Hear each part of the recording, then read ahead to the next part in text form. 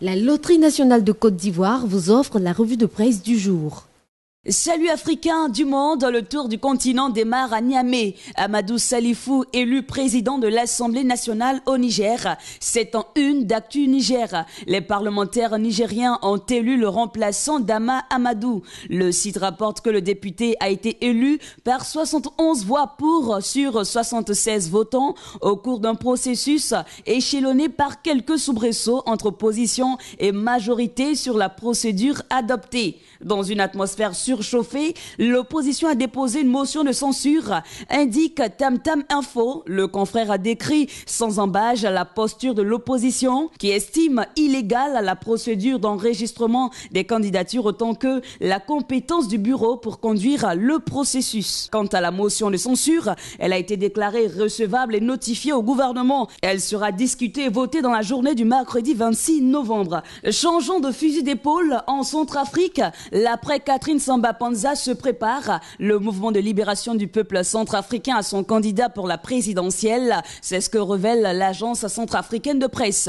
Martin Ziguélé investi candidat aux élections présidentielles par son parti. Une élection par acclamation et sans suspense, indique l'AGP, puisque l'ancien premier ministre était le seul candidat à concourir pour cette désignation en interne. Après sa tentative de 2010, Martin Ziguélé va donc repartir à la conquête du pouvoir. L'heure du verdict des urnes n'a pas été officialisée, mais pour Œil d'Afrique, tout porte à croire que l'élection présidentielle devrait se tenir théoriquement au mois de juin 2015. Le 15e sommet de la francophonie suscite de vives émotions à Dakar.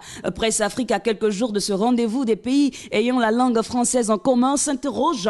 Peuple sénégalais, qu'en penses-tu? Prévu du 29 au 30 novembre, le site sénégalais a décidé de recueillir les avis des Sénégalais sur l'apport d'une telle rencontre, l'importance de la francophonie. En bref, les avis sont plutôt positifs et également l'hommage qui doit être rendu à Abdou Diouf aux commandes de l'organisation depuis 2012 rend les jeunes Sénégalais fiers de leur terroir. À Madagascar, les jeunes ont l'air moins heureux. Selon l'édito de Madagascar Tribune, 4 millions de chômeurs à Madagascar. Pour le confrère, la réalité dépasse le chiffre officiel dans la mesure où le sous-emploi et le secteur informel domine le monde du travail.